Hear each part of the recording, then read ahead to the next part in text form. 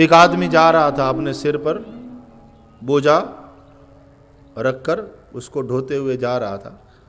तो रास्ते में एक बैलगाड़ी वाला निकला, उसने उस आदमी को देखा तो पहचाना, बोले राम जी की जय, राम जी की। कहाँ जा रहे हो? बोले ये नज़दीक शहर में जाना। आ जाओ बैलगाड़ी में, खाली है। उसने बैलगाड़ी को रोका और वो राही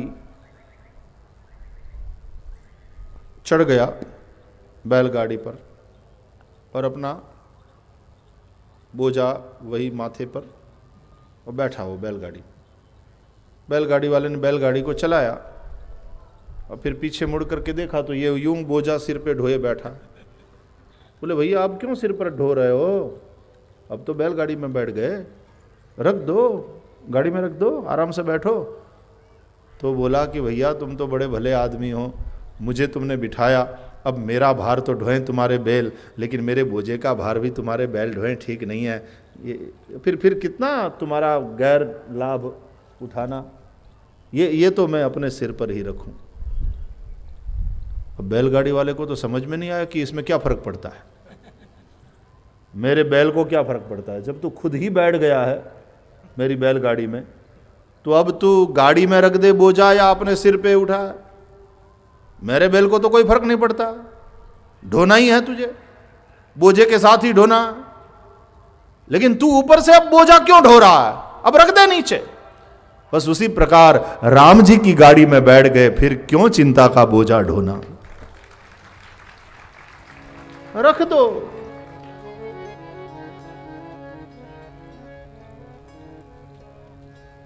अब चिंता उनकी, ये शरणागति।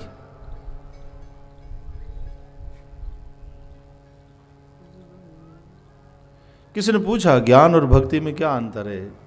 संत महापुरुष ने बहुत सुंदर बताया। ज्ञान मतलब गाड़ी ड्राइव करना,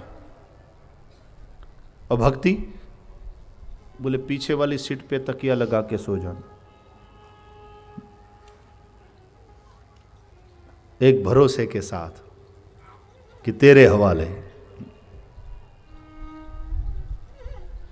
बस एक बार आजा, शरण में जो आ गया, बस एक बार आजा गिरिराज की शरण में, एक बार आजा गिरिराज की शरण में, बस एक बार आजा गिरिराज की शरण में, एक बार आजा गिरिराज की शरण, गिरिराज की शरण में, गिरिराज की शरण में, बस एक बार आजा गिरिराज की शरण में, बस एक बार आजा गिरिराज की शरण, तू एक बार आजा गिरिराज की शरण में, एक बार आजा गिरिराज की शरण।